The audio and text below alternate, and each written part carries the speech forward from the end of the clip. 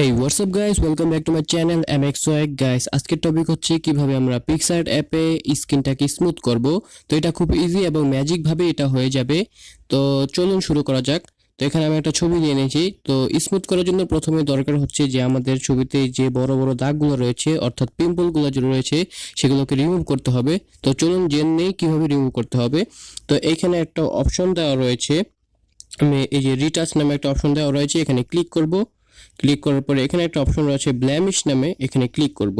Click করার পর size আমরা আমাদের নিজেদের মতো রাখবো। আমি এখানে একটু বাড়িয়ে নিই। ওকে ওকে আমি এখানে 53 রাখছি, আপনারা আপনাদের মতো সাইজ রাখবেন। তো এখানে এই এই দাগগুলো আমরা রিমুভ করে নিই। জাস্ট এইভাবে ড্র্যাগ এন্ড ড্রপ করব, এগুলো রিমুভ হয়ে যাবে। আমি দেখাচ্ছি, এইখানে একটা বড় দাগ রয়েছে, আমি এখানে জাস্ট এটা ড্র্যাগ করি। তো এইভাবে কিন্তু এটা রিমুভ হয়ে যাচ্ছে। তো চলুন এটাকে এই মানে সকল ফেসের সকল এই দাগগুলোকে রিমুভ করে নিই।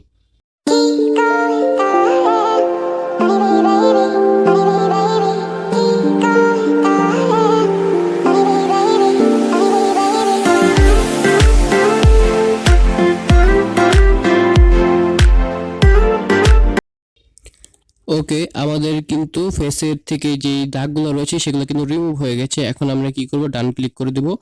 এখন আমাদের একটা করণীয় রয়েছে, এখানে আমাদের স্কিন টেক্সচারের জন্য আমরা যাব এখানে ইফেক্টসে যাওয়ার পর আর্টিস্টিকে যাব।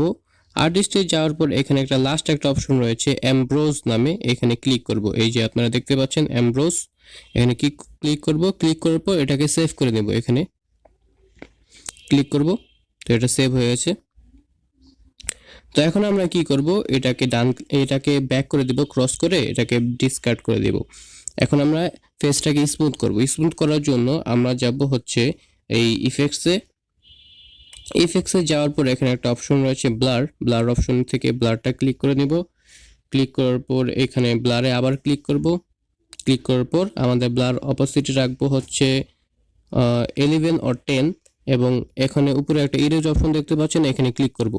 ক্লিক করার পর এখানে ইনভার্ট নামে একটা অপশন রয়েছে, এখানে ক্লিক করব। ক্লিক করার পর রিস্টোর নামে একটা অপশন রয়েছে, রিস্টোরের হার্ডনেসটা আমরা রাখবো 75 এবং সাইজ আমাদের নিজের ইচ্ছা অনুযায়ী। এবার আমরা এখানে জাস্ট পেন করে দেব, এইভাবে সুন্দর মতো পেন করি। চলুন